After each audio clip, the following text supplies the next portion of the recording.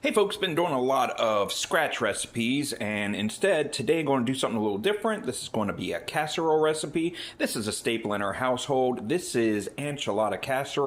You can buy taco seasoning pack if you want, or you can just season it yourself. I like to pre-season the meat before I start browning it, and once I get it nice and brown, I can taste it, and if it's not spicy enough, I can always add some more.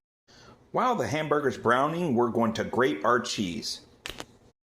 Alright, our cheese is all grated up and our ground beef is just about done browning. At this point you can drain the fat off depending on how much fat you have in there, or you can leave it in, completely your call. And then we're going to add some diced green chilies in. After we've mixed the chilies in and let it simmer for a little bit, we're going to add our refried beans and we're going to mix this together, and then we're going to turn the heat down on low and let the refried beans loosen up a little bit while we start assembling the casserole.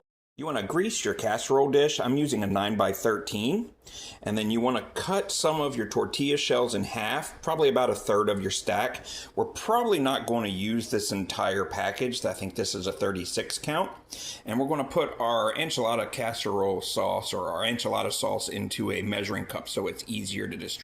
Line the bottom of the pan with the tortilla shells and then coat with some enchilada sauce.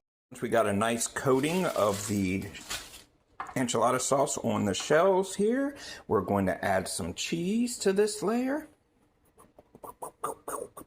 All right, we got a nice layer of cheese here. We're going to add another layer of tortillas. You'll want to give it a light press to make sure you get all the air bubbles. All right, so we got another layer of tortillas now. Now we're going to coat this with another layer of enchilada sauce, and then we're going to dump our meat bean mixture in on top. All right, now we're going to layer some cheese on top of this. Then we're going to put another layer of tortillas, and then we're going to put more sauce and another layer of cheese. All right, and I've added black olives on top. Completely optional, you don't have to, but we like black olives in this household.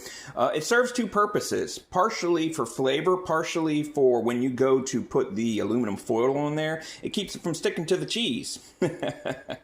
Then you're going to put it in the oven at 350 degrees for about 40 minutes, and then cook it uncovered for the last 20 minutes, and everything should be done. You can cut it however you want, but if you cut it into 12ths, it's about 500 calories per portion. Isn't that delicious?